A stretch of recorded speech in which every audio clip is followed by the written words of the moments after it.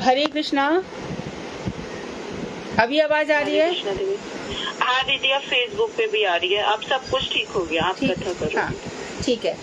तो परमात्मा, हम बता रहे थे कि जो ज्ञानी है वो ब्रह्म का ध्यान करते हैं, जो योगी है वो परमात्मा का ध्यान करते हैं। परमात्मा परम चेतन है और जीव अनुचेतन है। तो अभी हम और किसका ध्यान करें? हमसे सुपर तो वही है, उन्हीं को प्राप्त करने के लिए प्रयत्न करते हैं। तो यहाँ पर बता रहे हैं कि परमात्मा का अनुभव, परमात्मा का अनुभव द्वितीय परेश अनुभव है। परेश हो गया ईश्वर, पहला अनुभव हो गया ब्रह्म, दूसरा अनुभव हो गया परमात्मा। परमात्मा की बात सारा संसार करता है। परमात्मा से आत्मा उसी प्रकार निकल रही है जैसे कि सूर्य से किरणें निकल रही है। तो आत्मा परमात्मा को प्राप्त करना चाहती है। तो जो ब्रह्म था, जो ब्रह्म की अनुभूति है प्रथम, ये दूसरी अनुभूति है। ब्रह्म की अनुभूति है प्रथम, पहली, जिसको हम चारों तरफ जो ज्योति पुंज है, कल बताया था कि सूर्य के रूप में, चंद्रमा के रूप में हम उस परमात्मा का, अग्नि के रूप में ब्रह्म का दर्शन करते हैं। अब परमात्मा का बता रहे हैं। तृतीय प्रकार के ज्ञान विचार में जिस ईश्वर ज्ञान का विचार विवेचन हुआ है, उसकी चरमावस्था में ही परमात्म अनुभव उदित होता है। तो तृतीय प्रकार का जो अनुभव की हम बात कर रहे हैं, ज्ञान, तीसरा ज्ञान जो आ गया, ज्ञान की बात आई ना 5 ज्ञान में, तीसरा अनुभव ज्ञान का है। ज्ञान में 3 चीजें आई, ब्रह्म, परमात्मा, भगवान। तो जिस ईश्वर ज्ञान का विचार विवेचन हुआ है, उसकी चरम अवस्था में परमात्म अनुभव उदित होता है। चरम अवस्था मतलब ऊंची अवस्था। नीची अवस्था में क्या हो रहा था? ब्रह्म है, ऐसे है ना। शुरू में बताया कि ब्रह्मलीन, कोई ब्रह्म में लीन नहीं हो सकता।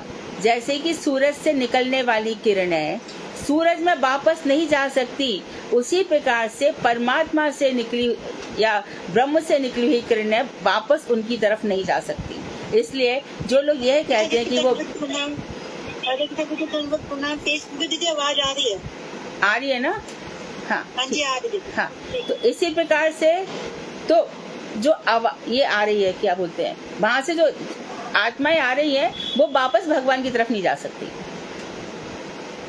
तो कोई भी व्यक्ति ब्रह्मलीन नहीं हो सकता, कोई भी परमात्मा में मिल नहीं सकता। अनादिकाल से हम हैं, अनादिकाल से है, यानी कि जब से भगवान से हम निकले हैं तब से ही है। और हम कहाँ से निकले? भगवान की तटस्थ शक्ति से। तो कल परसों खंडन किया गया था कि ब्रह्म जगत में नहीं बदलता, भगवान की तटस्थ शक्ति से जीव और जगत निकलता है, भगवान की माया शक्ति। और खुद भगवान ने कहा है कि मेरी अध्यक्षता में मैं ध्यान रखता हूँ माया का। जब मैं उससे कहता हूँ सा इक्षत, उपनिषद कहते, उसने देखा, और क्या देखा? सो अकाम्यत, उसने कामना की। क्या कामना की? एक हो हम बहुश्यामा, मैं एक हूँ, मैं बहुत हो जाऊं। तो चित जगत में हुआ जब भगवान ने अपनी अंग से बलराम जी को प्रकट किया और अपनी अंग से किशोरी जी को प्रकट किया, तो वो मिलकर बने सत्यचित आनंद। और देखो, जब ब्रह्मा जी को पहला दर्शन कराया तो उन्होंने क्या कराया? अपना ओरिजिनल रूप गोप वेश दिखाया। और फिर क्या कहा? अहमेवा समेवाग्रे नान्यद यद सत सत परम। श्रीमद् भागवत दूसरा स्कंध 9वां अध्याय 32, 33, 34 श्लोक। मैं ही अकेला था, ब्रह्मा तुम भी नहीं थे, शंकर भी नहीं था, कोई भी नहीं था। अब ब्रह्मा ने जो माया बना दी ना भगवान ने सृष्टि के लिए, तो उन्होंने कहा कि ये माया के 3 गुण है, सत्वगुण, तमोगुण, रजोगुण। विष्णु से कहा तुम सत्वगुण ले लो, शंकर से कहा तुम तमोगुण लो, ब्रह्मा जी से कहा रजोगुण लो, चलो जगत की स्थिति संहार करो। और ये भी कौन करते हैं? कृष्ण से बलराम निकलते हैं। देखो ये प्रोसेस पक्का कर लो, रट डालो। कृष्ण से बलराम निकलते हैं, बलराम से मूल संकर्षण निकलते हैं जो द्वारका में है, मूल संकर्षण से महासंकर्षण जो वैकुंठ में है, और उन्हीं से कारण अर्णव से विष्णु जो अनंत सागर में सोए हैं, और कारण अर्णव से विष्णु से गर्भोदय विष्णु जिससे ब्रह्मा जी निकले, और उनसे ही निकला क्षीरोशाई जो हम सब के हृदय में है। ये क्षीर सागर, क्षीर सागर यहाँ दूध है, दूध का सागर, क्षीर मतलब दूध। इसलिए भगवान ने अपने मनुष्यों को पैदा करने के साथ ही दूध बेच देते हैं। उसके पहले तो मैया दूध नहीं पिला सकती, उसके पहले तो पिला ही नहीं सकती। वो भी मैया को भगवान ने पुरुष और स्त्री दो चीज बना दी है। पुरुष के लिए ये शक्ति नहीं है, बैलों में ये शक्ति नहीं है, पुंस जाति में शक्ति नहीं है, मादा में ये शक्ति दी है और वहां से हो जाता है। विशंभर, विश्व का पालन पोषण करने वाले भगवान, तो वही भगवान को कोई लोग प्रथम अनुभूति में फर्स्ट में समझते ब्रह्म है। बाद में पढ़ते पढ़ते गीता में देखते हैं कि ब्रह्मणो ही प्रतिष्ठा, हम ब्रह्म मुझसे ही निकला है, ब्रह्म का आधार मैं हूँ। फिर दूसरी प्रतीति में ये परमात्मा का अनुभव आ रहा है। तो चरम अवस्था यानी पहली अवस्था ये है, चरम अवस्था में ही परमात्मा का अनुभव उदित होता है। बद्ध जीव, जहाँ जहाँ बद्ध जीव की बात करेंगे तो उनको समझ लेना जिनको अभी भक्ति नहीं हुई है, जो माया के 3 गुणों से बंधे हुए हैं, बद्ध जीव। इसलिए हमें बद्ध जीव में काम, क्रोध, मद, लोभ, मोह, ईर्ष्या 6 बेकार रहते हैं। उनमें उनका जीवन उसी से ही चलता है। किसी पे वो क्रोध करता रहता है, किसी से ईर्ष्या करता रहता है, किसी को दिखाता है देखो मैं कितने पैसे वाला हूँ, किसी के आगे अरे भैया मेरे पास तो कुछ भी नहीं है। सब प्रकार की जितने भी ढोंग धतिंगबाजी है ये सब बद्ध जीव करते हैं। मुक्त जीवों को इन सबसे क्या लेना देना है? वो अपना कर्म क्यों बिगाड़ेंगे, अपना जीवन क्यों बिगाड़ेंगे? तो ये बद्ध जीव हो गए। तो बद्ध जीवों के कर्मफल दाता, समस्त कर्मों के प्रयोजन करता, जगत में अनुरूप में प्रविष्ट परेश भाव का नाम ही परमात्मा है। इस लाइन को ध्यान कर लो, मैं बोल देती हूँ। पहले तो बद्ध जीव समझ में आ गया। बद्ध जीव को कर्मफल देने वाला है श्री कृष्ण। यहाँ पे कुछ भी नहीं है। देखो श्री कृष्ण तो अपने आनंद में मग्न है, उनका आनंद ले लो बस। राधा और कृष्ण हमारे आनंद की वस्तु है। संसार से जब मन हट जाए तो बस कृष्ण जी के चरणों में चले जाओ, राधे जी के चरणों में चले जाओ। उनका कर्मों से कोई लेना देना नहीं है। कृष्ण कर्म फलदाता नहीं है। उन्होंने ये सब शक्ति किसको दे रखी है? परमात्मा को। आत्मा और परमात्मा हृदय में है। परमात्मा हमको साक्षी रूप से देख रहे हैं और सूर्य चंद्रमा जितने भी है ना, 5 अग्नि, ये सब देख रहे हैं।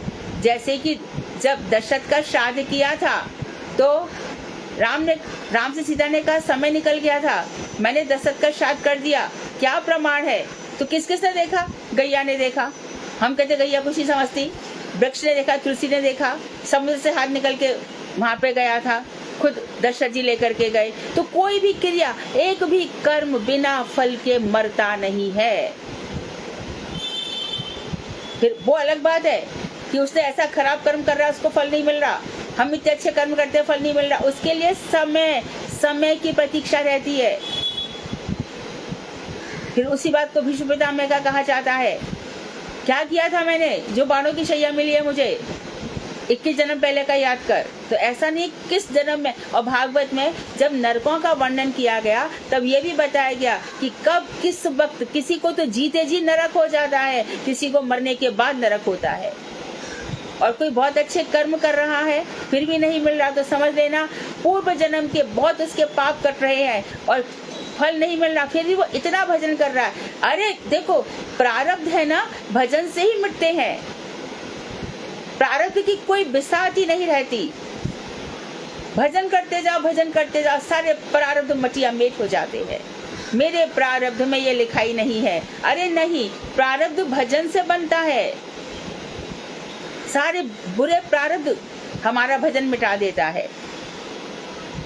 और जिसको भी फल नहीं मिल रहा ना, जो दुष्कर्म करके, तो हम कई बार कह चुके हैं कि इतना ऊंचा चढ़ जाता है कि अब जितने भी उसके अच्छे कर्म थे वो सब फल भोग के खत्म हो गए। अब इस समय जो वो पाप कर रहा है और पहले के पाप अब इकट्ठे हुए, अब इकट्ठे करके ऐसा धड़ाम से नीचे गिरेगा, उसको पता भी नहीं चलेगा कि क्या हो गया। ये रौरव नरक, महारौरव नरक, तामिश्र, महातामिश्र, लालावक, ये नरक किसके लिए बनाए गए हैं? तो बद्ध जीव माया के 3 गुणों से, यदि हमारे मन में कोई विकार आता है, काम को सोच लेना माया मेरे ऊपर शासन कर रही है, हट मेरे को काम, क्रोध, सब अपने हृदय को स्वच्छ रख लो। वाचो वेगम, मनो वेगम, ये 6 वेग अपने शांत रखो। बहुत उथल पुथल होती है। तभी तो रूप गोस्वामी ने कहा कि देख उथल पुथल होगी, ये शरीर को लेकर के बैठे हो ना, शरीर आत्मा के इतने समीप है, शरीर के सुख दुख को ही तुम सब कुछ अपना मान लेते हो। ये सब परमात्मा का अनुभव है। जैसे जैसे भजन बढ़ता चला जाएगा ये चीजें क्लियर होती जाएंगी। कल तक जिन चीजों के लिए हम पागल हुए पड़े थे, आज हंसी आती है कि हम कैसी मूर्खता कर रहे थे। तो यहाँ पर फिर से देख लो, भगवान बद्ध जी मैंने बता दिया, माया के तीनों गुणों से बंधे हुए, कर्मफल दाता, समस्त कर्मों के प्रयोजक करता। अच्छा, अब भगवान ये भी ध्यान रख लो, मत्तः सर्वम प्रवर्तते, सब कुछ मुझसे हो रहा है, आपसे हो रहा है, तो आपने दुनिया इतनी खराब क्यों बनाई, ये हमारे साथ इतना बुरा क्यों कर रहा है। तेरे कर्म थे, मैं उसको मिटा रहा हूँ, खत्म कर रहा हूँ। बहुत जन्मों से कुछ करके आ गया था ना, मैं मिटा रहा हूँ। तो क्या करें, यदि कोई व्यक्ति हमारे साथ खराब कर्म कर रहा है और हमें उससे बचने का रास्ता ही नहीं है, किसी के जीवन में पिताजी, किसी के जीवन में पत्नी, पति, भाई, बहन ऐसे मिल जाते हैं, उनसे पीछा ही नहीं छूट रहा, और ज्यादा भजन करो, तू कर ले, तेरे को जितना करना है, मेरा तो पाप ही कट रहा है, सारे पाप तेरे ही रूप में आए हैं। तो भगवान जो कह रहे हैं कि मुझसे सब कुछ हो रहा है, इसका मतलब ये हुआ कि भगवान ने ये तक कहा है कि मैं परम स्वराट हूँ और तेरे को भी मैंने स्वतंत्रता दे रखी है। जीव तटस्था शक्ति पर तेरे को खड़ा करता हूँ, तू चित्त जगत की ओर जा या इस भोग्य संसार की तरफ आ जा, जड़ जगत की तरफ आ जा, और जड़ जगत में जितनी नश्वर वस्तु है उनका भोग कर।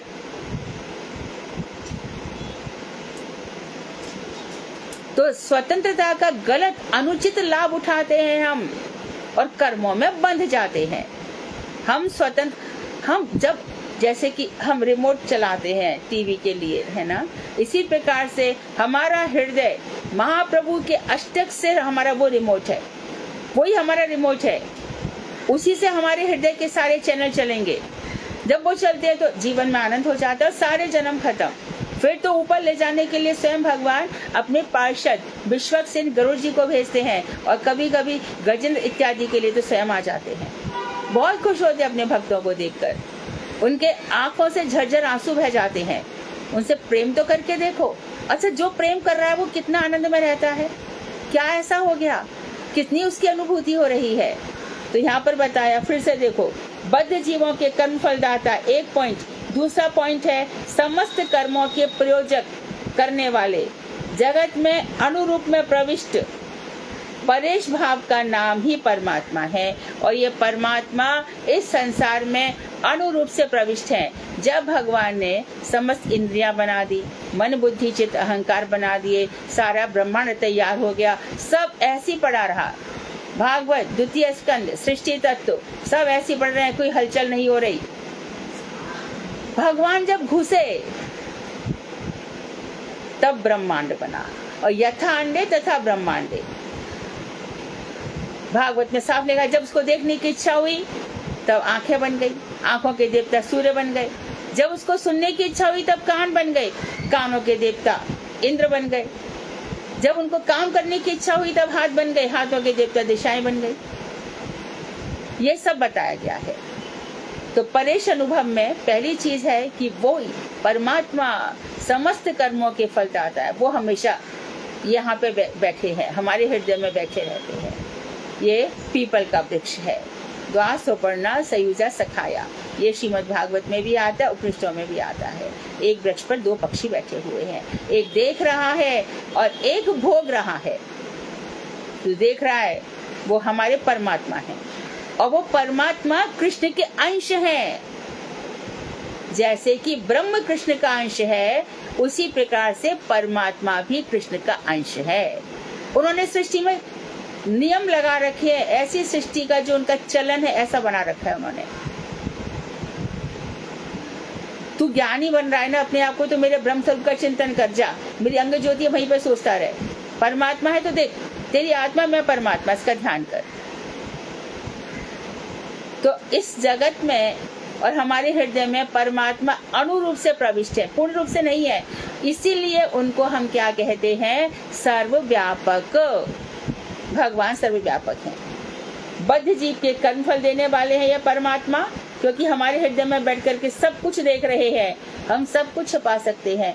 आत्मा को जो परमात्मा देख रहा है वहां से कुछ नहीं छिपाते, वहां सब फीडअप हो रहा है। अच्छे कर्म का फल अच्छा, बुरे का बुरा, और भक्ति का फल तो क्या होगा कोई नहीं जानता। गोपियों, जो मेरे पास आते हैं, मेरा भजन करते हैं, एक तुलसीदास भी मुझसे प्रेम करते हैं, तो मैं उनके हाथों बिक जाता हूँ। पर जो लोग मेरे को जानबूझ कर के हे श्री कृष्ण आप ही मेरे सब कुछ है, उनका तो मैं ऋणी हो जाता हूँ। उनके लिए मैं क्या करूँ मैं नहीं जानता। तो भक्त को इतना ज्ञान दे देते हैं भगवान, इतनी भक्ति दे देते हैं, और खुद ही कह देते हैं मैं अपने भक्त का संसार छुड़ा देता हूँ, मैं अपने भक्त को रास्ते का भिक्षुक बना देता हूँ, मैं अपने भक्त को बिल्कुल संसार से, ये जो कर्मफल इस स्थिति से बहुत ऊपर पहुंचा देता हूँ। यदि श्री कृष्ण नहीं देखते तो कैसा होता है ना। तो पहला पॉइंट फिर से, बद्ध जीव के कर्मफल दाता, समस्त जीवों के प्रयोजक कर्ता, यानी कि जो कुछ वो देख रहे हैं कर्म का फल देने वाले हैं। और देखो उपनिषदों में कह रहे हैं जिस जीव को मैं ऊंचे लोकों में ले जाना चाहता हूँ उनसे शुभ कर्म करवाता हूँ, और जिस जीव को मुझे नीचे योनियों में डालना होता है उससे मैं सारे अशुभ कर्म करवाता हूँ।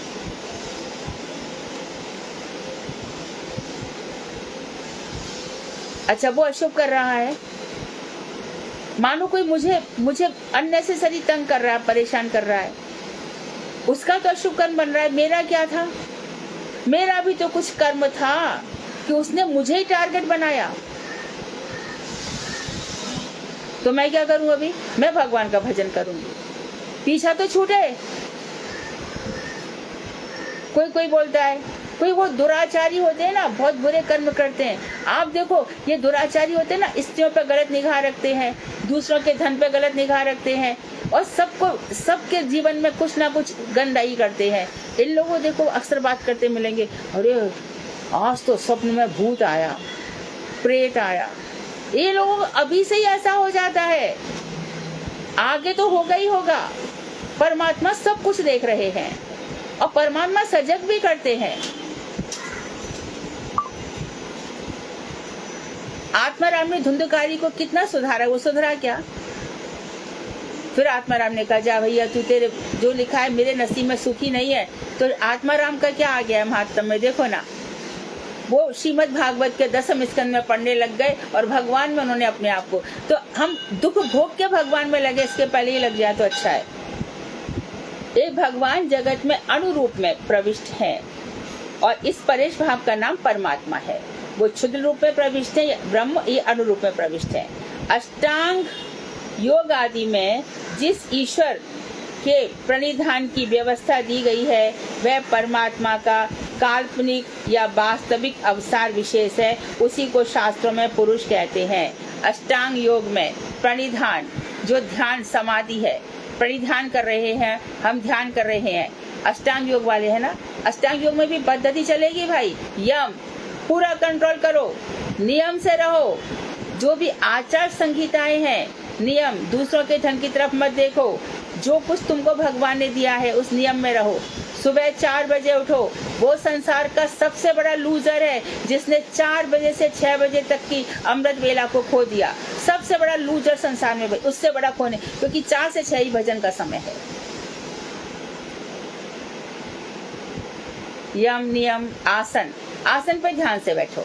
अब देखो ये क्लियर बात है, जो ब्रह्मचारी है, तो जो ब्रह्मचारी ब्रह्मचर्य से रहता है उसको क्या करना चाहिए? अपनी काम वासना को कंट्रोल करना चाहिए, लेकिन वो कर नहीं पाता तो उससे कहा जाता है कि ऊर्ध्वरेता, अपनी शक्तियों को ऊपर की तरफ लेके जाओ। उसको कहा जाता है कंट्रोल करने के लिए 2 घंटे ऐसे ही बैठे रहो आसन पर, ब्रह्मचारियों को सिखाया जाता है। 2 घंटा बिना 16 माला के ऊपर मत उठना। लेकिन जिसको मंत्र ही सिद्ध हो गया है वो तो क्या, सुबह कहा जाएगा पूर्व दिशा की ओर करके बैठ जाओ ध्यान, सूर्य जहाँ पर उदित हो रहा है, शाम को उत्तर दिशा की ओर बैठो, ये सब भगवान की तरफ ले जाएंगे तुम्हें। तो ये जो पूरा परिवेश बनाया जाता है, तो ये सब यम नियम आसन प्राणायाम ध्यान योग समाधि प्रणिधान, तो ये जो प्रणिधान समाधि अवस्था है, ठीक है, इसकी जो व्यवस्था की गई है वह परमात्मा का काल्पनिक या वास्तविक अवतार विशेष है। इसी परमात्मा को शास्त्रों में पुरुष कहते हैं। अब भगवान के अवतार है ना, पुरुष अवतार, तो कारण अर्णव से ही पुरुष, ये पुरुष है। भगवान श्री कृष्ण का बहुत ही मैं मेन पॉइंट बता रही हूँ, पॉइंट टू बी नोटेड। भगवान श्री कृष्ण का पुरुषावतार है। प्रथम कारण अर्णव से ही पुरुष, गर्भोद से ही पुरुष, क्षीरो से ही पुरुष, ये भगवान के पुरुषावतार है। पुरुष सुक्त ओम सहस्त्राक्षर सहस्त्रपाद करके वो पुरुष कैसे हैं, वो परमात्मा कैसे है, उनके अरबों मुखारबिंद है, अरबों उनके चरणारबिंद है, अरबों उनके हाथ हैं। यही विराट स्वरूप उनने भगवान ने अर्जुन को दिखाया, वो भी बहुत व्यापक नहीं दिखाया, थोड़े रूप में दिखाया। ये भगवान के पुरुषावतार हैं। शक्त्यावेशावतार की बात उस दिन कर रहे थे ना आप लोग। परशुराम है, दत्तात्रेय है, व्यास जी भी शक्त्यावेशावतार है। फिर मनवंतर अवतार होता है। इस समय जो मनवंतर है, इस समय वैवस्वत मनु है, उनके पुत्र वैवस्वान नाम के सूर्य हैं। इस समय एक इंद्र होगा, सप्तर्षि होंगे। इस समय अंगिरा इत्यादि अगस्त इत्यादि ऋषि हैं। हर मनवंतर एक काल होता है। फिर भगवान के लीला अवतार होते हैं। मस्त, ये सब भगवान के अवतार है, ये सब भगवान की विभूति है। कैसे जानूं आपकी विभूति? गीता का 10वां स्कंध पढ़ लो। और फिर कहते हैं कि देखो, यक्ष किन्नर राक्षस ये सब मेरी विभूति है, गणपति दुर्गा ये सब मेरी विभूति है। तुम्हें जो जो चाहिए उसी की उपासना कर लो। अब इस समय सावन आएगा, सावन अभी तो 15 दिन गए, 15 दिन आएगा, है ना। शिव जी का व्रत करेंगे लोग, सोमवार को व्रत करेंगे, शंकर जी का व्रत करेंगे, हमारी मनोकामना पूर्ण होती है। अच्छा कर लेंगे, हो भी सकती है भगवान शंकर, लेकिन कर्मों के प्रयोजक करता भगवान परमात्मा है। उनकी इच्छा होगी तो शिव जी से भी लाभ होगा, नहीं तो नहीं होगा। विवाह नहीं हो रहा, 16 सोमवार कर लो।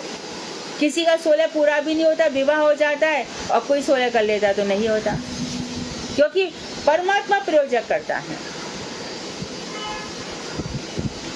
भगवान ने शंकर जी को पूरी शक्ति दे रखी है, परंतु आगे पीछे कर्म गहनो गति उद्धव, कर्म की गति बड़ी न्यारी है।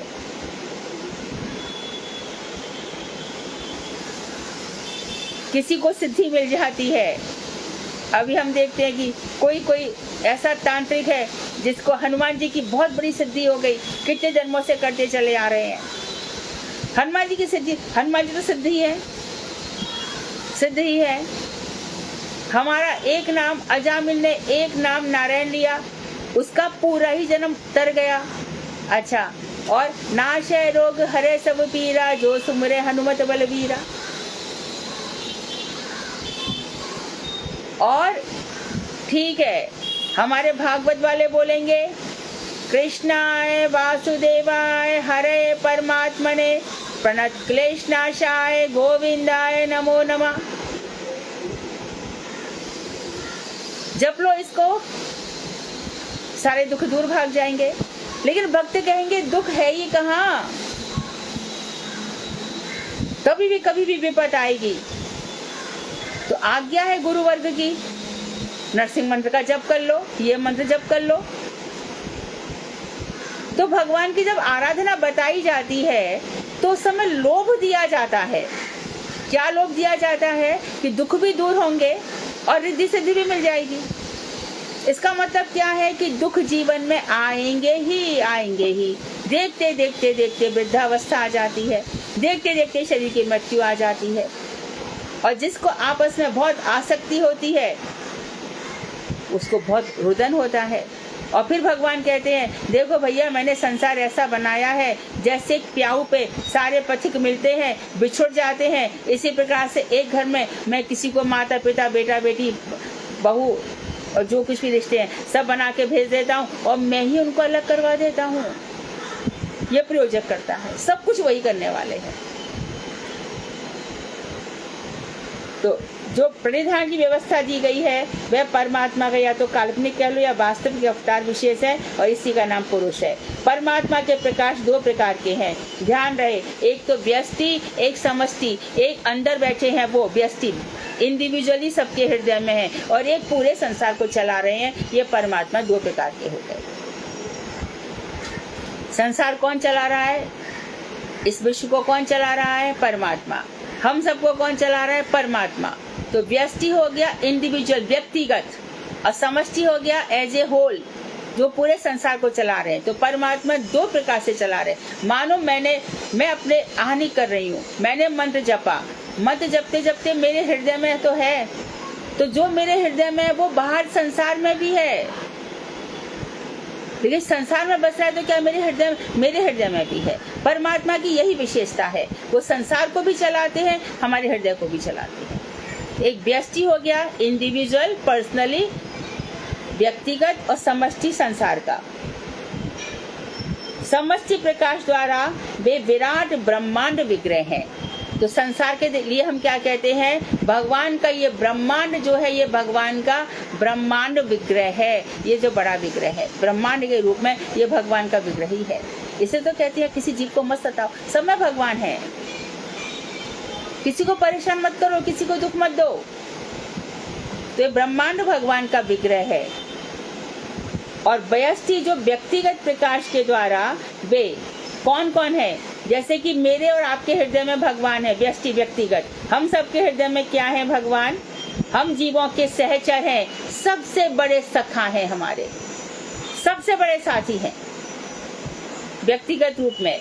जब कोई नहीं होता हमारे जीवन में, एक परमात्मा हमारे साथ होता है, वही परमात्मा। अब ध्यान देके बैठो, अभी अभी हमें किसी ने बताया कि मैं तो सो गई थी और मैंने कितना सोच के बैठा कि भगवान मेरी आंखें 4 बजे खोल देना, तो बस मुझे होश ही नहीं था। मुझे सोते सोते घर का काम करते करते रात को 12 बज गए, लग ही नहीं रहा था मैं उठ जाऊं। तभी मैं देख रही हूँ कि दरवाजे पे कोई खटखटा रहा है। मैं नींद में ही भागी, कोई था नहीं। अरे मैंने भगवान से कहा था कि मुझे 4 बजे उठा देना, मैं उठ गई। मैं वहाँ ये जाने, अचानक मैं हवाई जहाज में जा रहा था, अचानक आवाज आई कि नहीं, मैं नहीं जाता, और पता चला कि उस हवाई जहाज वो क्रैश हो गया। हृदय में बैठे हुए हैं, अविज्ञात नाम के सखा हैं। सबसे बड़े मित्र हमारे परमात्मा हैं, हम सब के हैं वो। कुछ भी ध्यान करो, उनका ध्यान करो। क्या करें? कभी कभी कुछ चीज समझ में नहीं आती है, क्या करें क्या नहीं करें। वैसे तो ये जो पूरे भक्त हो गए गुरुदेव जैसे, उन लोगों को ये सब फर्क नहीं पड़ता। और जो कम ज्ञान है जिनका अभी तो वो लोग क्या करेंगे? सुबह उठेंगे, सुबह उठ करके भगवान मेरे हृदय में प्रेरणा देना, प्रचोदयात, आप मेरे हृदय में प्रकट रूप से उदित हों और मुझे आज्ञा दीजिए कि मैं ये करूँगी वो करूँ। तो आवाज आती है वहां चला जा, ये परमात्मा है। लेकिन जो व्यक्ति परमात्मा के आगे रख करके परिचय रखते हैं वो अपराध है, कभी मत करना ऐसा। पर्ची यस नो ये सब पर्ची मत उठाना। जीव के सहचर हैं, उनके हृदयवासी अंगुष्ठ परिमाण पुरुष विशेष हैं। तो कैसे है सहचर? हमारे हृदय में अंगुष्ठ, ये जो ज्योति है अंगुष्ठ परिमाण की, ऐसी ज्योति हृदय में विराजमान है। इसी का ध्यान करने के लिए हम कहते हैं भगवान सखा के रूप में। उनका आकार क्या है? परमात्मा का आकार क्या है? अंगुष्ठ। और जीवात्मा तेरा आकार क्या है? तेरा आकार देख मैं बताता हूँ। ये बाल है ना, इसका एक बाल ले ले, इसके अंदर के 100 भाग कर ले। बाल के 100 भाग, अरे 2 भाग तो हो नहीं सकते, 100 भाग। अरे 100 भाग का भी जो 100वां भाग है, इतने अनुरूप में जीव तेरी प्रतीति है। जब प्रलय हो जाती तब जीव क्या करते हैं? प्रलय पयोधि जले, मत्स्य अवतार आता है। तब भगवान कहते, राजा सत्यव्रत को कहा, सबको लेकर के नाव में बैठ जाओ। इतने अणु रूप में जीव हैं। जब भगवान की सृष्टि की स्थिति होती है तब भगवान क्या करते हैं? प्रकृति की ओर देखते हैं और सारे जीवों को प्रकृति के अंदर, जैसे पुरुष स्त्री को गर्भाधान करता है, इसी प्रकार भगवान दृष्टि मात्र से, तो ये जो सृष्टि है ये दृष्टि सृष्टि है, देखने मात्र से होती है। सारे जीवों को प्रकृति को दे देते हैं। प्रकृति सुयते चराचर जगत, और ब्रह्मा आर्किटेक्ट है। इस जीव को क्या देना होगा, सब प्रकट हो जाता है। और ब्रह्मा देखते इसने पिछले जन्म में ऐसा कर्म किया था, अरे भैया ये तो इसके कुछ कर्म रह गए थे, है तो बड़ा भारी महात्मा, चलो इसको बाल ब्रह्मचारी बना के भेजता हूँ। अरे इसकी साधना अधूरी रह गई, इस जन्म में इसकी साधना पूरी कर देता हूँ। इसका भजन अधूरा रह गया, अभी ऊपर जाने लायक नहीं हुआ है, गोलोक धाम जाने लायक, अभी इसको गोलोक धाम में, चलो इसको मठ मंदिर में भेज देता हूँ, मैं ब्रह्मचारी बना देता हूँ, गुरु का सेवक बना देता हूँ। किसी भी प्रवृत्ति में हम यदि अपने आप को खुला न रखें, सेवक की भावना रखेंगे, हम कभी गलत मार्ग पर नहीं चलेंगे। जहाँ हमें अभिमान आया वहाँ पे हम खत्म हो जाते हैं और कर्म कर लेते हैं खराब। हमेशा दैन्य भाव, दैन्य हमारा आभूषण है। दैन्य को ये मत समझो कि ये कोई हम गरीब हो गए कि हम पापी हो गए कि हम अपराध, नहीं नहीं, दैन्य हमारा आभूषण है, आभूषण। दीनता हमारा सबसे बड़ा आभूषण है। तो भगवान का बता दिया, हृदय में रहने वाले अंगुष्ठ परिमाण पुरुष विशेष है, और मैंने जीव का भी बता दिया। अब बता रहे कर्म मार्ग में यदि वास्तविक ईश्वर का उद्देश्य रहे तभी कर्मकर्ता परमात्मा का उपासक होगा। कर्म मार्ग में यदि वो ये चाहता है कि मैं जो भी कर्म करूं उसका उद्देश्य भगवान ही है, भगवान को प्राप्ति करने के लिए मैं कर्म करूं, तो वो परमात्मा का उपासक बन जाता है। कर्मकर्ता, कर्म करने वाले परमात्मा का उपासक। चिंता की चरम अवस्था में जिस प्रकार उपास्य ब्रह्म का साक्षात्कार होता है, उसी प्रकार कर्म की चरम अवस्था में उपास्य परमात्मा का साक्षात्कार होता है। तो पहले बता रहे कि दोनों में अंतर बता दिया, ब्रह्म और परमात्मा में।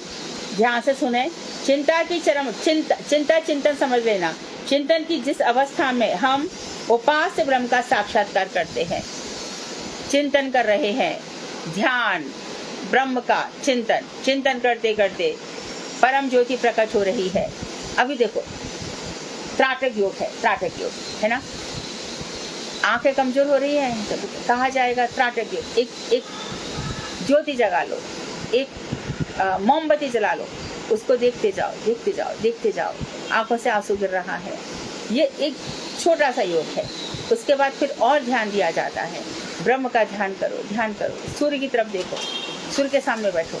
सूर्य को तो हम 10 मिनट भी नहीं देख सकते, जब सूर्य को नहीं देख पा रहे हो, 5 मिनट भी नहीं देख पा रहे हो, तो ब्रह्म तो कितना कोटि सूर्य संप्रभ उनकी अंग ज्योति है। माँ का ध्यान करो, चिंतन करो।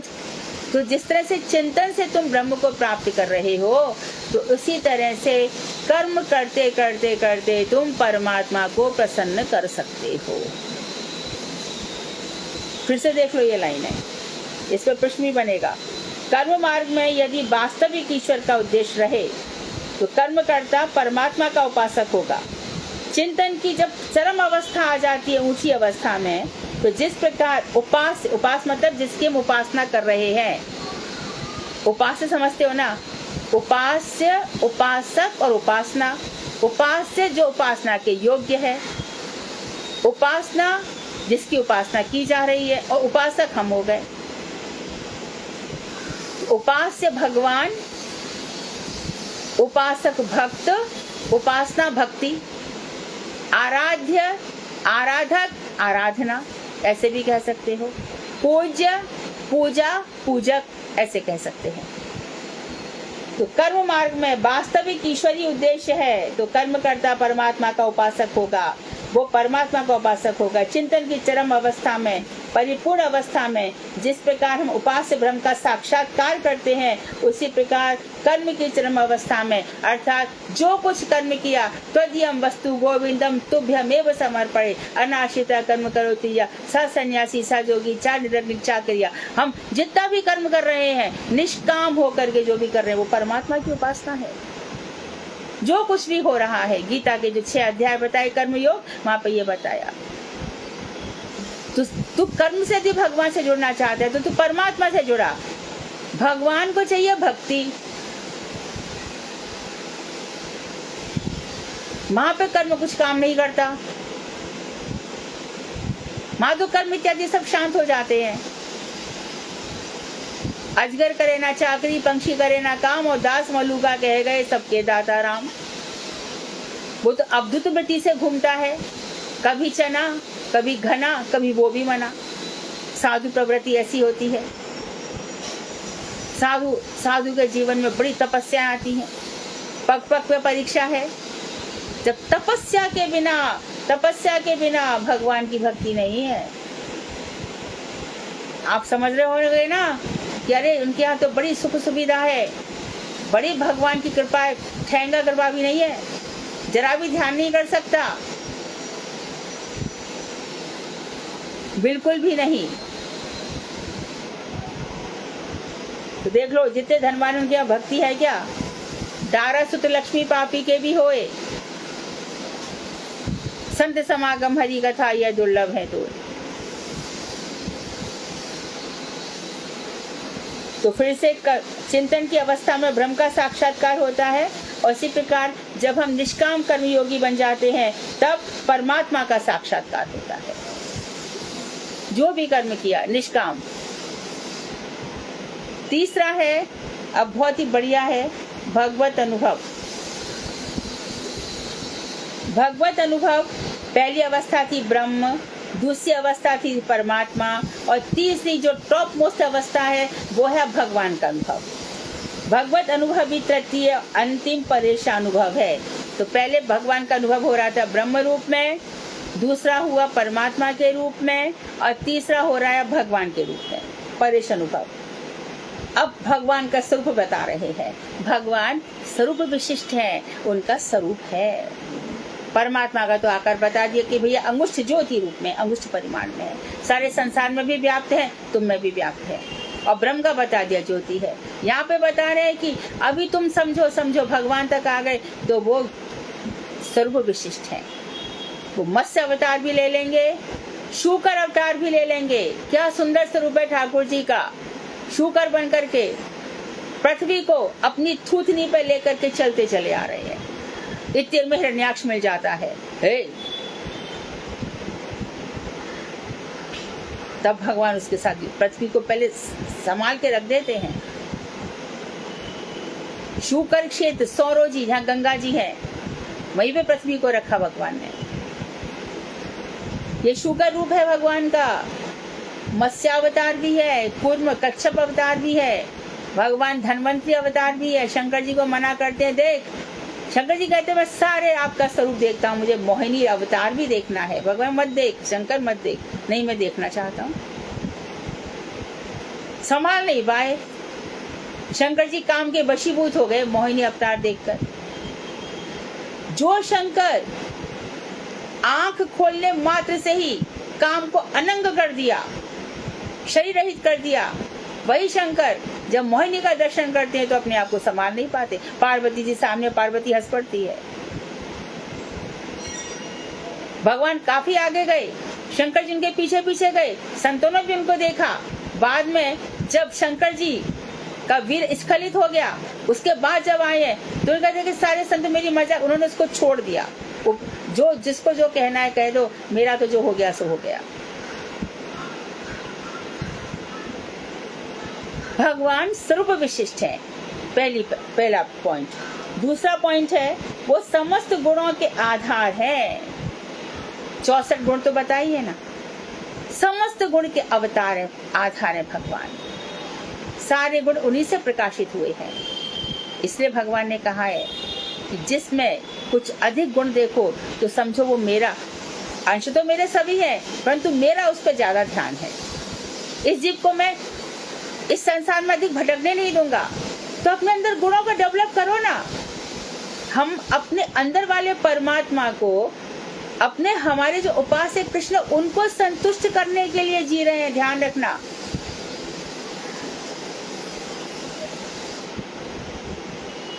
हम भगवान का आश्रय लिया। अभी मैं कथा में भगवान का आश्रय ले लूं और आत्म प्रशंसा इतनी करूं, इतनी तारीफ, मेरा मरना है, मेरा पतन है निश्चित रूप से। लेकिन यही मैं भगवत प्रशंसा में अपना जीवन समर्पण कर दूं तो वहां से प्रसन्नता ही प्रसन्नता है। और भगवान की प्रसन्नता के लिए, भगवान की भक्ति के लिए अनुभूतियां चाहिए। गुरुदेव के जितने भी लेक्चर्स हैं, आप देखिए कितनी अनुभूतियां हैं। कभी गुरुजी ने बताया कि वो कैसे थे, कभी गुरुजी बताते हैं कि मेरे गुरु के संबंध ऐसे थे, कभी कहते हैं गुरुजी, कभी बताते हैं कि हमारे गुरु वैष्णव ऐसा करते हैं, कभी गुरुजी के किसी लेक्चर में है। गुरु वर्ग किस तरह से अपने को छुपा करके रखते हैं, और वो इसलिए आते हैं कि अरे ये सब बात करने के लिए नहीं, मैं जीवों के उद्धार के लिए आया हूं। तो भगवान सर्व विशिष्ट है, समस्त गुणों के आधार परेश तत्व ही भगवान है। मूल तत्व का विचार करने पर यह स्पष्ट होता है कि भगवान के अतिरिक्त और कोई दूसरी स्वतंत्र वस्तु ही नहीं है। भगवान के अतिरिक्त दूसरी कोई स्वतंत्र वस्तु नहीं है। नारद जी ने कहा, मेरा भी विवाह करने का मन हो रहा है, मेरे लिए भी कुछ स्त्री इत्यादि बना दो ना। तो देखो कैसे रामचरितमानस में आता है ना, झूठी माया रचती, और माया ऐसी रची कि जो स्त्री बनाई, बार बार नारद जी को बंदर का रूप दे दिया। अरे नारद, तू संसार में सबको इस संसार रूपी नाली से छुड़ाने वाले हो, तुझे मैं संसार में क्यों फंसाऊंगा। नारद जी ने कहा, आपने ऐसा किया, आपने मुझे कुरूप कर दिया, मैं स्त्री के लिए रोया, आप भी स्त्री के लिए रोए। तो भगवान ने कहा, अरे मैं हर एक जीव के लिए, मेरा काम ही यही है, मैं एक जन्म में 2-4 साल स्त्री के लिए रो लूंगा तो क्या हो गया।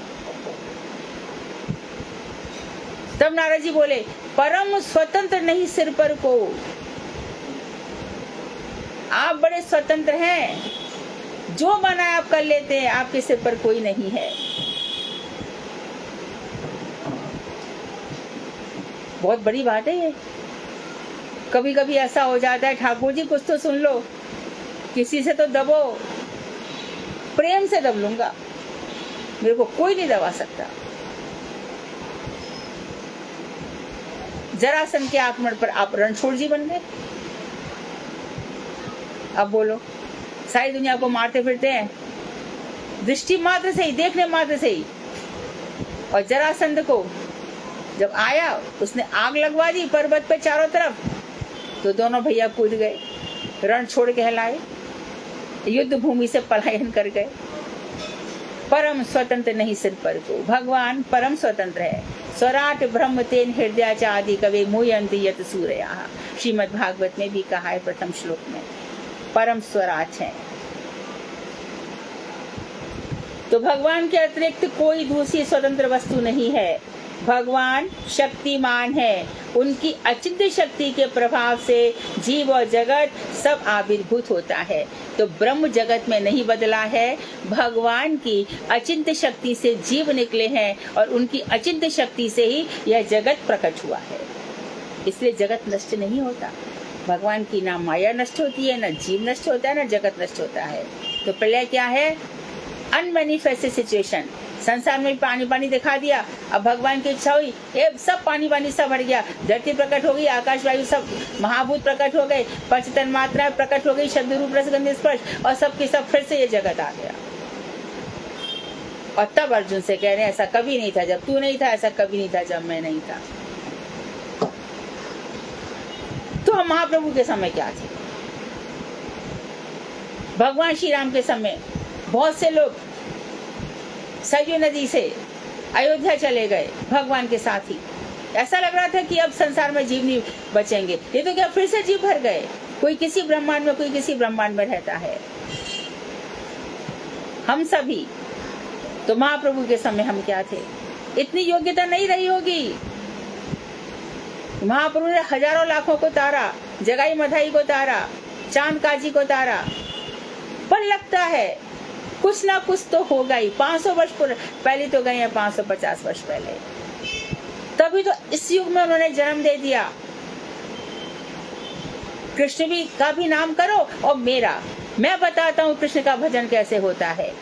मैं भक्त बनकर आ रहा हूँ, मेरे जैसे देखो, देखो तुम मेरी निगाहों से देखो जगन्नाथ जी को, तुम देखो गंभीरा में आके देखो मैं कैसे भजन करता हूँ, मैं कैसे ध्यान करता हूँ उनका। मेरे जैसे बनो, मुझे फॉलो करो। देखो मैंने शर गोस्वामी को वृंदावन में भेजा, उनको फॉलो करो ना। देखो ना रूप गोस्वामी ने कैसे भजन किया, रघुनाथ दास गोस्वामी ने कैसे भजन किया, जीव गोस्वामी कैसे भजन किया। वृंदावन में देखो मैंने कितने सारे सप्त देवालय प्रकट करे, वहां जाके देखो ना। मैं तो वृंदावन ही प्रकट करे। गोकुल में पैदा हुआ था, गोकुल में बड़े उत्पाद हो रहे थे, तो मैंने सोचा चलो वृंदावन ही चले। वृंदावन में वन भी अच्छे हैं, गायों को घास इत्यादि भी मिल जाएगी, और वहां इतना असुरों का प्रवेश भी नहीं है, चलो वृंदावन ही चलते हैं। तो ये सब भगवान की लीला है। शक्तिमान, तो भगवान की शक्ति से ये जगत प्रकट हुआ है। शक्तिमान में और शक्ति अभिन्न है। शक्ति शक्तिमत अभेदाहा, शक्ति और शक्तिमान एक है। शक्तिमान है तो शक्ति है, शक्ति है तो इसका मतलब शक्तिमान है। ये हो गया अन्वय व्यतिरेक। शक्तिमान के बिना व्यतिरेक अवस्था में शक्ति नहीं है। व्यतिरेक मतलब विदाउट, बिना शक्तिमान के नहीं। ये शक्ति दुर्गा देवी चला रही है, और तो और कोई महानुभाव तो कहेंगे दुर्गा जी ने ब्रह्मा विष्णु महेश पैदा करे, और महिषासुर मर्दिनी, सिंह वाहिनी, दुर्गेश, दुर्गा जी जो है उन तीनों को नहीं उत्पन्न कर सकती, उन सबके तेज से दुर्गा जी निकल सकती है।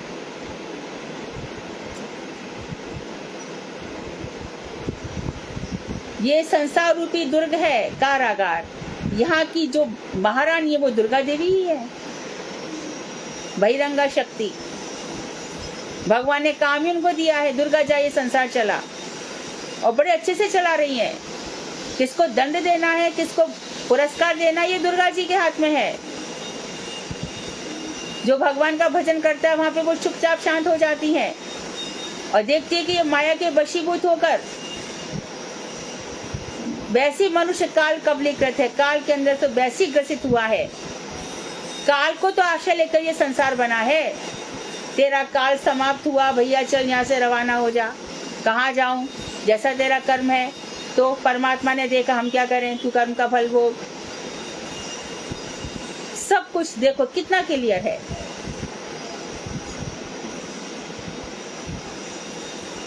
हाँ, ये इसको पूरा कर लेते, मुझे पता है समय हो गया। शक्ति को शक्तिमान,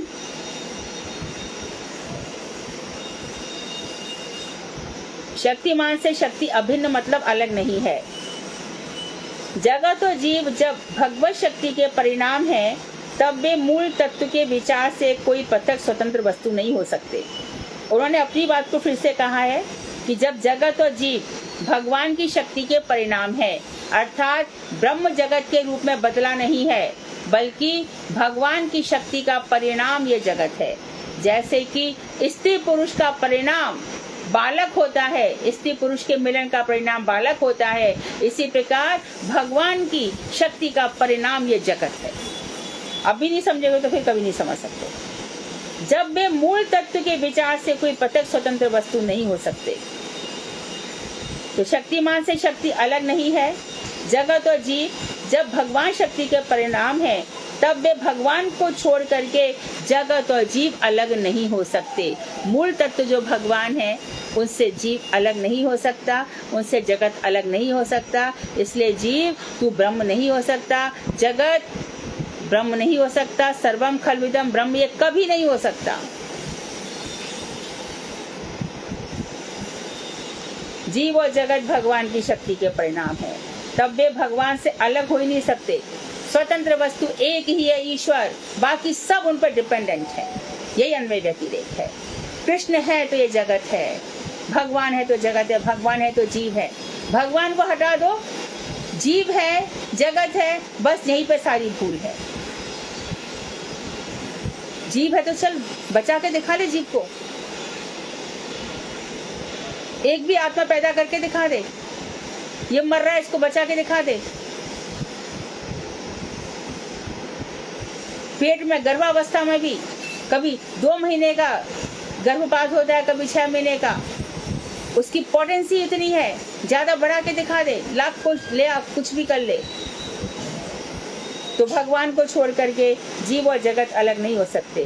तटस्थ विचार से, फिर भी तटस्थ विचार से शक्ति को शक्तिमान वस्तु नहीं कहा जा सकता। इसलिए जगत और जीव तटस्थ विचार से पृथक पृथक वस्तुएं हैं। तो वो कह रहे हैं कि तटस्थ शक्ति के विचार से शक्ति को शक्तिमान वस्तु नहीं कहा जा सकता, शक्ति को शक्तिमान नहीं कहा जा सकता। शक्ति शक्ति रहेगी, शक्ति शक्तिमान नहीं कही जा सकती। इसलिए जीव और जगत तटस्थ विचार से पृथक पृथक वस्तुएं हैं। भगवान ने जीव और जगत दोनों अलग अलग बनाए हैं, जीव और जगत एक नहीं है। विशेषण है दोनों भगवान के, विशिष्ट अद्वैतवाद। जीव और जगत भगवान के विशेषण है। एक ही साथ भेद और अभेद स्वीकृत नहीं होने से यथार्थ तत्व का ज्ञान नहीं हो सकता। अब उन्होंने अपनी बात फिर से कह दी, अचिंत्य भेदाभेदवाद। एक ही साथ भेद भी है हमारे में, उसमें अभेद भी है, अर्थात हम ईश्वर के हैं ये अभेद है, लेकिन ईश्वर जैसे नहीं है ये भेद है। हम ईश्वर के हैं, ईश्वर जैसे जैसे ईश्वर के हैं ये अभेद है। हम ईश्वर जैसे नहीं है ये हमारा भेद है। हमारा सब कुछ छोटा छोटा है।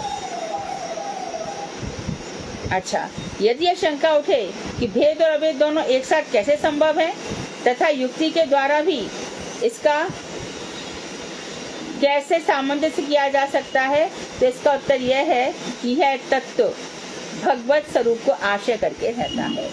भगवत स्वरूप को, इसको समझोगे, युक्ति को छोड़ दो। युक्ति तुम्हारी काम नहीं कर रही है ना, सरकार प्रतिष्ठानात, एक युक्ति के फिर दूसरी युक्ति आएगी, तीसरी युक्ति आएगी, उसको छोड़ दो। भगवान का आश्रय लो, भगवत स्वरूप का आश्रय लो, भगवान के स्वरूप का। तो श्री कृष्ण जैसे अर्जुन को समझा रहे हैं, सुखदेव गोस्वामी परीक्षित के लिए आ गए, इसी प्रकार से समझो। तो स्पष्ट ये हुआ कि जो परमात्मा का हमने स्पष्ट किया कि वो हमारे सबके हृदय में भी हैं और समष्टि रूप में भी हैं। इसके बाद फिर भगवान का अनुभव आया, वो सर्व विशिष्ट हैं और उनके साथ भेद है, अभेद है। तो बहुत सारे पॉइंट्स मिले हैं और बहुत सारी स्थिति क्लियर हुई है। और कल हम पढ़ेंगे कि युक्ति पर तत्व को प्रकट करने में क्यों कामयाब नहीं हो पाती, इसका भी कारण कल बता दिया जाएगा। बस इसको पढ़ने के बाद सब विद्वान हो जाएंगे भाई। अब तुम लोग कहीं भी किसी भी प्रकार से सब तुमको समझ में आएगा। हनुमान जी भी समझ में आएंगे, शंकर भगवान भी समझ में आएंगे, दुर्गा भी समझ में आएंगी, ब्रह्मा भी समझ में आएंगे, सारे देवी देवता समझ में आएंगे, राम भी समझ में आएंगे, अयोध्या भी समझ में आएगी, गोलोक धाम भी समझ में आएगा, रुक्मणी जी भी समझ में आएंगी। सब कुछ क्लियर हो जाएगा। कर्म भी समझ में आएगा, योग भी समझ में आएगा, चिंतन ध्यान सब कुछ समझ में आएगा। हमारे भगवान श्री कृष्ण भुवन मंगल है, ध्यान मंगल है, श्रवण मंगल है। उनकी बातें सुनो तो मंगल है, उनका ध्यान करो तो मंगल है, और सारे भुवन को मंगल ही मंगल कर रहे हैं। वांछा कल्पतरुभ्यश्च कृपा सिंधुभ्येव च पतितानां पावनेभ्यो वैष्णवेभ्यो नमो नमः।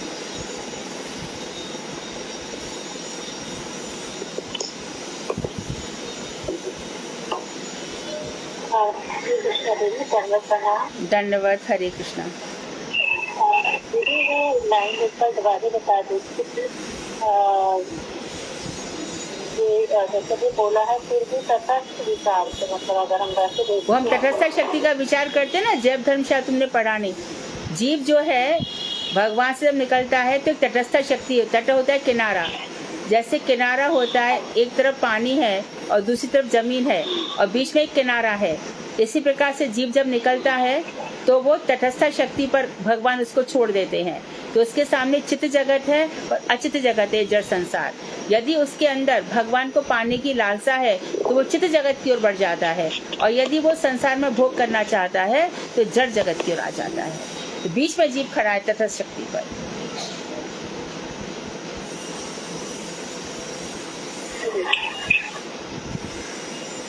हरे कृष्णा दीदी। दीदी एक दो पहले बता दीजिए, तो बताया था ना आपने कृष्ण से बलराम, बलराम से मूल संकर्षण, द्वारका वाले। क्या बताऊं? ये मतलब पूरा इसका बता दीजिए सीक्वेंस से, कि कृष्ण से बलराम, बलराम से मूल संकर्षण। हाँ, मूल संकर्षण द्वारका में है, महासंकर्षण बैकुंठ में है, महासंकर्षण के बाद करण से विष्णु, फिर गर्भोत्शाही, फिर क्षीरोत्शाही, ऐसे है। यही मूल संकर्षण। महासंकर्षण है वो बैकुंठ में है।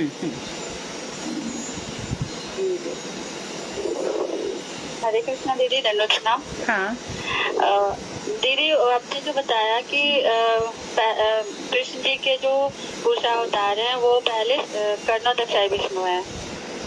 कृष्ण के तो मैंने बोला ही नहीं, बलराम जी के बोल रही हूँ मैं। अच्छा, बलराम जी का पहला अवतार है कर्णोदक्षाय विष्णु।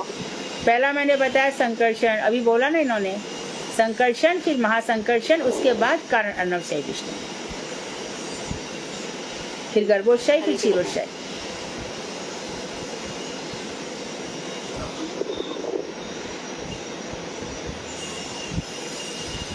बलराम से मूल संकर्षण है ना? हाँ, बलराम जी तो मूल संकर्षण। बलराम से मूल संकर्षण निकले। हाँ हाँ जी, हाँ जी। दीदी, जैसे तीसरा पॉइंट परमात्मा का हमने किया, भगवान जगत में अनुरूप में सर्जित। आवाज नहीं आई। भगवान जगत में अनुरूप में सर्जित है। हाँ, तीसरा पॉइंट परमात्मा नव का किया था हम दीदी। सारे संसार में वो अनुरूप से, सूक्ष्म रूप से। मतलब दीदी, इसको उदाहरण से कैसे समझ में नहीं, क्या बोल रही हो?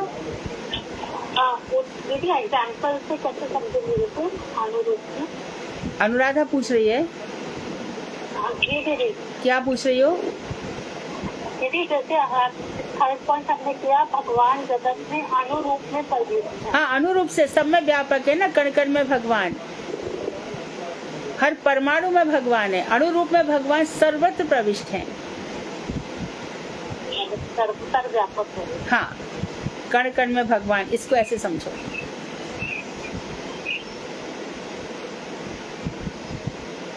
ब्रह्म व्याप्त सर्वत्र समाना, प्रेम से प्रकट होए हम जाना। कृष्ण जो आपने ये बताया था कि देखने वाले परमात्मा हैं और फल देने वाले भी परमात्मा हैं, दीदी जो भोग करने वाले दीदी जीव है, क्या बताया था आपने? देखने वाले परमात्मा, फिर क्या वो जीव के लिए क्या बोल रही हो? दीदी भोगने वाले कौन है दीदी? भोगता तो जीव ही है, परमात्मा तो देखने वाले हैं, हम ही भोगते हैं। कर्म करो और भोगो, कर्म करो और भोगो, और क्या है? जीवन है ही क्या? सुख भी भोग है, दुख भी भोग है। एक सोने की जंजीर है, एक लोहे की जंजीर है, बंध गया जीव आकर के। पहले मैया बाप से बंधो, फिर पति पत्नी से बंधो, फिर बच्चों से बंधो, संसार से बंधो, प्रतिष्ठा से बंधो, पैसे से बंधो। आज जहाँ पे पैसा इन्वेस्ट करो वहाँ पे करो, कल का ठिकाना नहीं है। ऐसे ही बंधते बंधते बंधते बंधते जिंदगी लाखों जन्म ही बंधे ही रहते हैं। बड़ी बुरी हालत है जीव की। वो तो अच्छा है कि भगवान है तो जीव संभल जाता है। किसी ने किसी को नौकरी से निकाल दिया, किसी ने किसी को रख लिया, किसी के 10% कम हो गए, किसी को 1% की वजह से डॉक्टर नहीं बन पाया। कितना संसार में दुख ही दुख है, बहुत परेशानी है, बहुत। और फिर भी भजन नहीं करना चाहते, सोचो।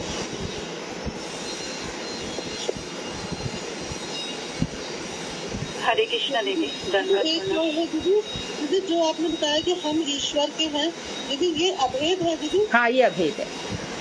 हम ईश्वर जैसे हैं, ये भेद है दीदी? ये भेद है।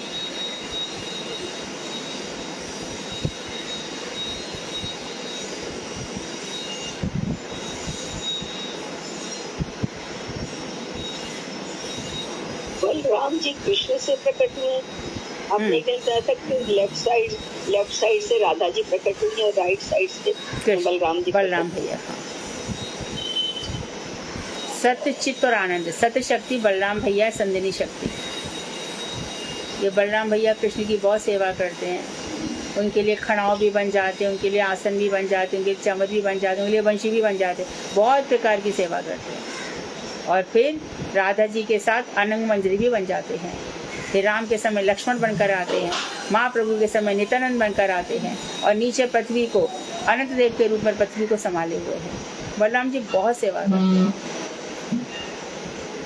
हरे कृष्णा दीदी, दंडवत प्रणाम। हाँ, दीदी जो आपने परमात्मा अनुभव में बताया कि लास्ट में लिखा हुआ शास्त्रों में पुरुष कहते हैं, तो दीदी वो 3 जो पुरुष हैं उससे अलग हुए ना? नहीं, ये जो पुरुष पता है ना, पुरुष अवतार, कारण से पुरुष, ये सब यही सब इनको ही पुरुष कहते हैं।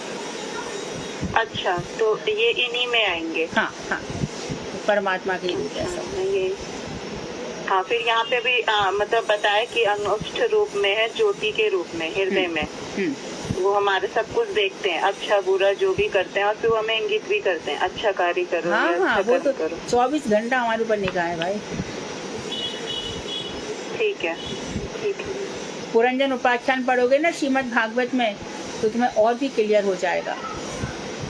कई लोग भागवत पढ़ रहे हैं, भेज रहे हैं मैसेज, और बहुत उनका जीवन धन्य हो रहा है, बहुत प्रसन्न हो रहे हैं। हम तो पहले से कह रहे हैं, जीवन पूरा। थोड़ा सा मैं भी प्रयास कर रही हूँ दीदी पढ़ने का। बहुत सुंदर। मगर मैं जब उसको रूबी, आवाज चली गई।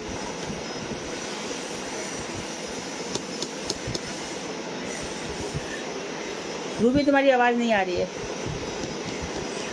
मैं कह रही हूँ अच्छा लग रहा है दीदी है ही। उसमें जितना चीजें आप बता रहे थे कि मतलब विरोधी कौन है, हमारा ही कौन है, बहुत सारी चीजें क्लियर हो रही है। मतलब उतना तो नहीं हो रहा समझ में। कैसे नहीं होगा, भागवत जी खुद आशीर्वाद देती हैं।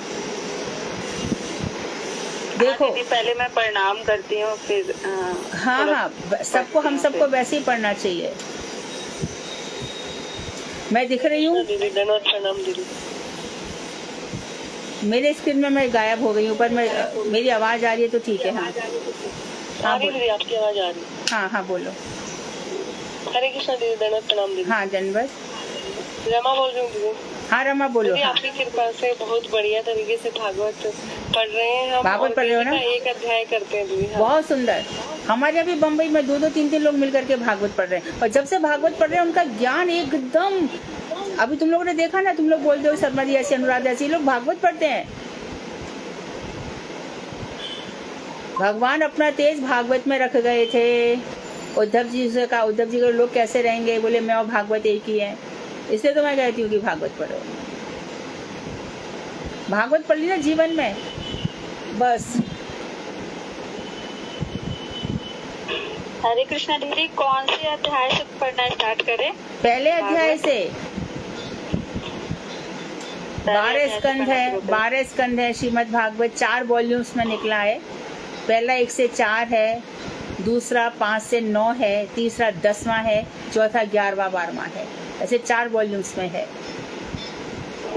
वृंदावन में मैंने कई लोगों को ऐसा देखा है जिनके घर में भगवान का विग्रह नहीं है, श्रीमद् भागवत को ही पुष्प चढ़ाते हैं, श्रीमद् भागवत की परिक्रमा करते हैं, और श्रीमद् भागवत के ही चिंतन में रहते हैं। देखो भागवत में कितनी टीकाएं की, रामानुजाचार्य ने की, हमारे रूप गोस्वामी ने, सनातन गोस्वामी ने, जीव गोस्वामी ने, सब भागवत पर ही लिखते रहे। रघुनाथ भट्ट गोस्वामी के पास तो भागवत सुनने ही सब लोग जाते थे, छठे गोस्वामी में। और मैंने देखा भी था वहाँ पर, जब रघुनाथ भट्ट गोस्वामी की समाधि पे मैं गई, वहाँ पे है ना भट्ट गली, इधर राधा वल्लभ जहाँ दर्शन है उसके पास जो गली निकली है, मैंने देखा वहाँ पे सोने के अक्षरों से लिखी हुई है भागवत। रघुनाथ भट्ट गोस्वामी की समाधि है वहाँ पे। खुद श्रीमन महाप्रभु ने कहा था कि तुम भागवत सुनाओ सबको। हरे कृष्णा दीदी, दीदी अच्छे से तो जब समझ आएगी दीदी तो हाँ, दीदी जब आप पढ़ाएंगे दीदी तब अच्छे से समझ आएगी दीदी। अब हम रमा दीदी की सुनते हैं दीदी, थोड़ा समझ में आ रहा है, लेकिन अच्छे से आएगी। समझ आएगी दीदी। मैंने श्रीमद् भागवत पढ़ाई थी ना, तो 4 वर्ष लग गए थे, 4 वर्ष में जाके पूरी हुई थी। तभी अच्छे से समझ आएगी दीदी। आएगी आएगी, आ जाएगी। उसका द्वितीय स्कंद जो है ना वो थोड़ा कठिन है, बाकी सब में थोड़ा कठिन तो विद्यावताम भागवत परीक्षा, विद्वान की परीक्षा भागवत में होती है। अभी देखो ना, सबको जब भागवत सबने सुनी तो पता चला, अरे जब जो लोग भागवत पढ़ते ना तो भागवत को सुना ही नहीं रहे हैं। अभी पता चलता है भागवत वक्ता, तथा कथित भागवत वक्ता जरदोसी का कपड़ा पहन के बैठते हैं, सिर को कैसी कैसी पगड़ियों से सजा के बैठते हैं, खुद भागवत पढ़ते नहीं, दूसरों को भागवत पढ़ाने चले। हरे कृष्णा दीदी। हाँ, जैसा कि अभी हम लोग एक ग्रुप में भागवत पढ़ रहे हैं, हम 10-15 लोग 16 लोग जो है एक ग्रुप में भागवत पढ़ रहे हैं ऑनलाइन, तो वो समझ तो आ रही है और बहुत अच्छा भी लग रहा है।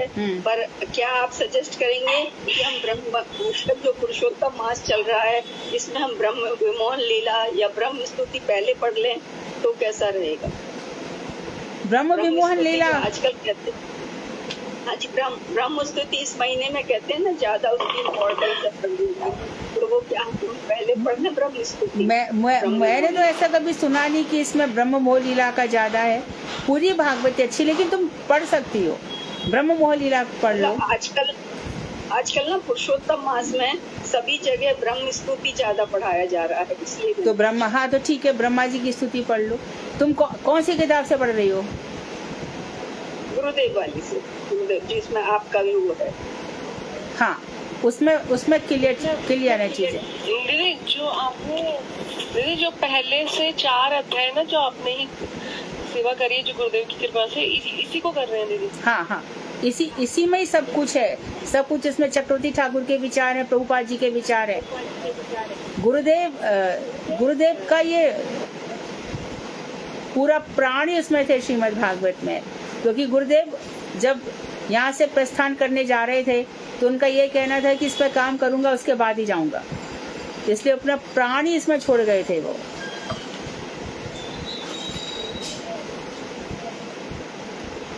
जरा भी लेट हो जाते तो मेरे को डांटते थे, अभी तक करके नहीं भेजा, जल्दी कर बेटी जल्दी कर, ऐसे बोलते थे। और हम क्या करेंगे, वो तो ये लोग किसी को माध्यम बना लेते, अपनी क्या सामर्थ्य है, कहाँ बंगला भाषा, कहाँ ये सब, वो लोग करा सकते हैं, वो लोग कुछ भी करा सकते हैं। मूकम करोति वाचालम पंगु लंघयते गुरु, वो तो दिन रात लगे रहते थे, दिन रात उसी में लगे रहते थे।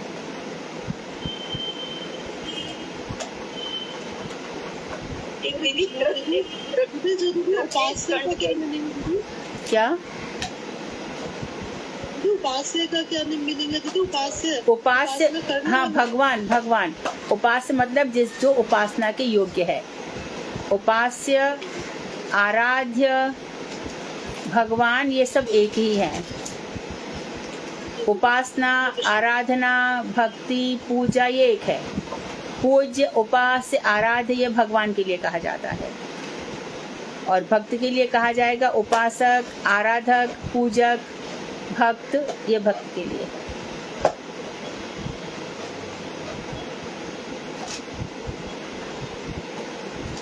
एक दीदी वैसे तो हमने गुरुदेव वाली खरीदी है जिसमें आपका भी वो है, आपने करी है, लिखी है, मतलब दूसरा क्या है, एक तृतीय स्कंद के 4 वॉल्यूम हैं, वो भी अलग है या सेम ही है? तृतीय स्कंद के 4 वॉल्यूम नहीं दीदी, हाँ जी, ना तृतीय स्कंद के नहीं है दीदी, वो 10वें स्कंद के 6-7 वॉल्यूम है दीदी। हाँ, 10वें स्कंद के, हाँ, 10वें स्कंद के हैं, वो अलग है, वो अलग है। ये 1 से 12 है, वो अलग है, और 10वें स्कंद के जो 4 या 5 वॉल्यूम से वो अलग है। वो मात्र 10वें स्कंद पे काम है। तो उसमें जो अनुवाद है, 10वें स्कंद में अनुवाद है जो निकले हैं ना, भावानुवाद, तो अनुवाद तो जो हमारा वाला निकला है ना, उसी की कॉपी है। तो फिर वो आपका वाला ही लेना, बजाय वाला। हाँ, उसमें सब कुछ मिल जाएगा ना, क्योंकि इसमें तो वो तो इसलिए उसको रोक भी दिया गया ना, अभी कहाँ प्रिंट कर रहे हैं उसको, क्योंकि वो उसी का ही अनुवाद है। ठीक है। हरे कृष्णा दीदी, जो मैं पढ़ रही हूँ ना दीदी, वो तीर्थ गोस्वामी महाराज जी ने लिखा है, और 1 से 8 तक है 10वां स्कंद। नहीं, उसमें 1 से 8 नहीं, 1 से 8 है, 1 से 8 है, 5 वॉल्यूम में निकला है, 1 से 8 है, 9 से 16 है, 17 से 8 करके से 5 भागों में है। अच्छा, तो सही है ना दीदी जो मैं पढ़ रही हूँ, और है नहीं मेरे पास। हाँ, जो मैंने काम किया है वो 1 से 12 है, ये मात्र दशम स्कंद है। दरवाजा खोलना। दीदी जो पूज्य तीर्थ महाराज जी ने किया और आपने किया वो एक ही तो है ना? चार ग्रंथ है, चारों एक ही है ना? नहीं, वो अलग है। हमने 12 स्कंदों में काम किया, 1 2 3 4 5 है, पूरे 12 भागवत के पूरे 12 स्कंद।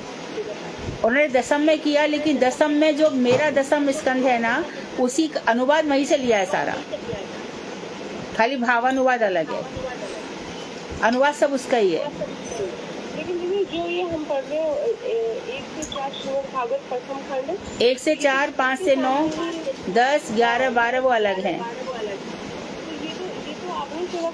आवाज नहीं आ रही, आवाज नहीं। ये तो गुरुदेव के सामने ही पब्लिश हो गए थे ना? मेरा 1 से 4 पब्लिश हुआ था और गुरुदेव के सामने 2008 में, लेकिन बाकी बस गुरुदेव करेक्शन कर गए थे। तो पहले हमसे माधव प्रिया प्रभु, अमर कृष्ण प्रभु ये बोले दीदी पहले वेदांत कर दो, तो फिर वेदांत करके दिया। उसके बाद 8 साल लग गए 2016 तक गुरुदेव, उसके बाद फिर भागवत में लगी, फिर 7-8 साल लग गए।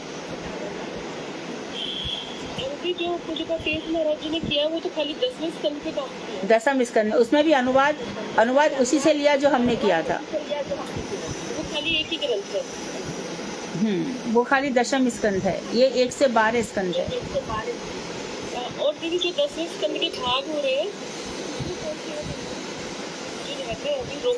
उसमें बहुत मिस्टेक आ गई। 16 तक तो सही है, लेकिन 17 से 25 तक सेंटेंस भी पूरे नहीं हुए।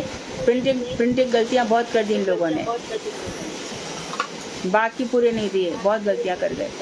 तीर्थ महाराज ने तो बहुत अच्छा प्रयास किया था, बहुत कोशिश की थी, दिन रात लगे रहते थे, लेकिन जब प्रिंट होके आती है चीज़ें तब बहुत गड़बड़ हो जाता है। वो तो बहुत मेहनत कर रहे थे। हम तो ये 4 ग्रंथ जो आपके हैं इसको ले लेंगे उसको। हाँ, वो 1 से 12 पूरा है, वो श्लोक अनुवाद है। मैं बार बार एक ही बात कह रही हूँ, 1 से 12 श्लोक अनुवाद है जो तीर्थ महाराज वाला है दशम स्कंद। उसमें भी जो अनुवाद है वो उसी में से लिया गया है, जो इसमें से दशम स्कंद जो हमारा है ना उसमें से लिया गया है। बस भावानुवाद में थोड़ा विस्तार है, परंतु काफी पॉइंट्स इसमें ही मिल जाते हैं। ये ले लेने से पूरा हो जाएगा। सही है दीदी, जो आप कह रहे हैं वही बिल्कुल ठीक है। हाँ, आप रख के देखोगे ना तो मैं जब कहूँगी तो आपको समझ में आ जाएगी बात।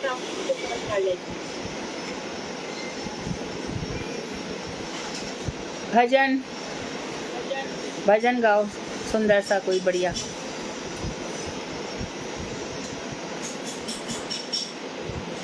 हरे कृष्णा दीदी, मैं करूँ? मैं कौन है? नाम? विद्या शर्मा।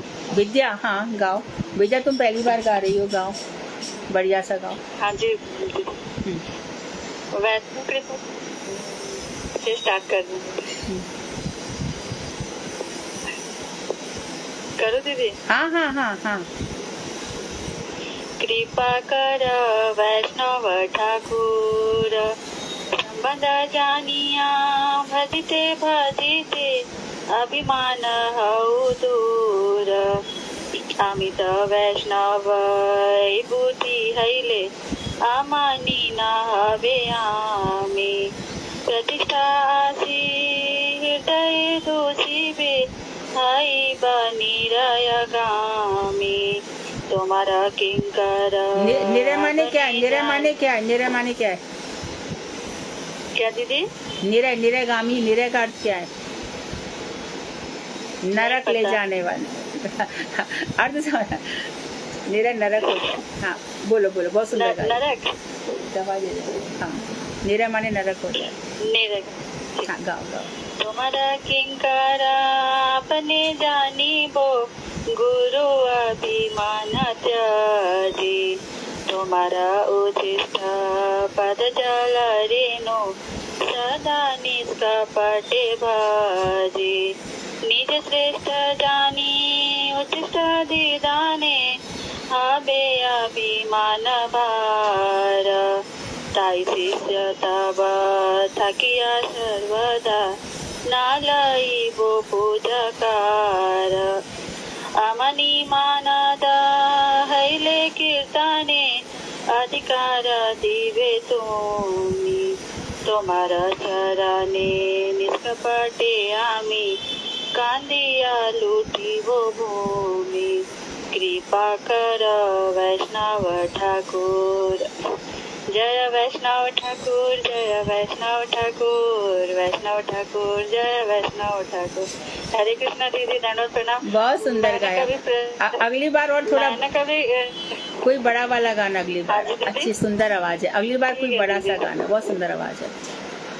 कोई और गाएगा? मैं घबरा जाती हूँ, मैं कर नहीं पाती हूँ। मैं कभी घबराना तो है ही नहीं। किससे घबराना है? किसी से नहीं, किसी से भी नहीं। आत्मा परमात्मा सब मेरे अंदर तो है, मतलब मेरे अंदर, हम सब के अंदर। ध्यान रखो, मेरे अंदर आत्मा है, मेरे अंदर परमात्मा है। हिमालय की तरह खड़े रहो, ये गुरुदेव का आदेश है। गुरुदेव के कितने पते छप गए ना, 6-7 पते छप गए, मैंने दे रखे हैं पते सब। देखो गुरुदेव ऐसी सब बातें लिख रहे हैं। वीरांगना बनो, गुरुदेव कहते हैं वीरांगना बनो। भगवान के भक्त भी होते हैं, पर मैं पूछ नहीं पाती हूँ। कोई और पूछ लेता फिर मैं पूछ नहीं पाती हूँ कुछ। अभी कैसे बोल रही हो? ऐसे आगे और अच्छे से बोलो। बोलने से क्या हुआ? कुछ लॉस हुआ? बोलो, बता। नहीं दीदी, ऐसे आगे बढ़ो, ऊंचा उठो, आगे बढ़ो।